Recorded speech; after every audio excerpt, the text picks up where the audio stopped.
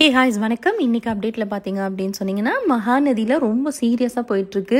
வீக்கா ஃபேன்ஸ் எல்லாமே விஜய்க்கும் காவேரிக்கும் ஒரு ரொமான்டிக் சீன் போயிட்டு இருந்த சுச்சுவேஷனில் அப்படியே ட்விஸ்ட் பண்ணி பயங்கர ஒரு க்ரைம் ஸ்டோரி மாதிரி கொண்டு போயிட்டு இருக்காங்க. ஹாஸ்பிட்டல் அட்மிட் ஆயிருக்க வெண்ணிலா உயிரோட வருவாங்களா வரமாட்டாங்களா அப்படிங்கிறது தெரியல. ஸோ ஆக்சுவலி பார்த்தீங்கன்னா வெண்ணிலாவோட மாமாவாச்சும் உண்மையை சொல்லுவாரா அப்படின்னு பார்த்தா வெண்ணிலா அவ்வளோ தூரம் கேட்குறாங்க. அப்போவும் வெண்ணிலாவோட மாமாவும் உண்மையை சொல்லலை. ஸோ இந்த சுச்சுவேஷனில் விஜயை அரெஸ்ட் பண்ணியே ஆகணும் அப்படிங்கிற மாதிரி போலீஸ் ரொம்பவே தீவிரமாக விஜயை தேடிட்டு இருக்காங்க. ஸோ அது மட்டும் இல்லாமல் நதி ஃபேமிலியிலையும் வெண்ணிலா சூசைட் ட்ரை பண்ணிட்டாங்க அப்படிங்கிற விஷயத்த குமரன் சொல்லியிருக்காங்க.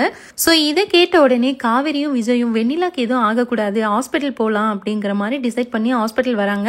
ஸோ அங்கே ஹாஸ்பிட்டலில் பார்த்தீங்கன்னா காவேரி மட்டும்தான் உள்ளே வராங்க. காவேரி கிட்ட கேட்குறாங்க விஜய் எங்க? ஸோ நாங்கள் விஜய் அரெஸ்ட் பண்ணி ஆகணும் அப்படிங்கிற மாதிரி கேட்குறாங்க.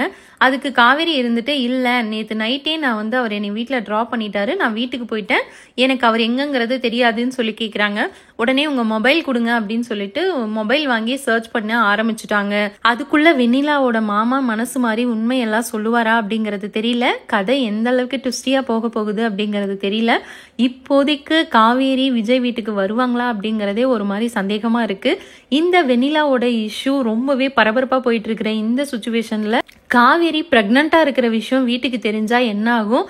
அது மட்டும் இல்லாமல் நதி ஃபேமிலி ஃபுல்லாகவே காவேரி நைட்டு ஃபுல்லாக எக்ஸிபிஷனில் தான் இருந்தாங்கன்னு சொல்லி நினச்சிட்டு இருக்காங்க. விஜய் கூட தான் இருக்காங்கன்னு தெரிய வந்தால் என்ன நடக்கும் அப்படிங்கிறத வெயிட் பண்ணி பார்க்கலாம்.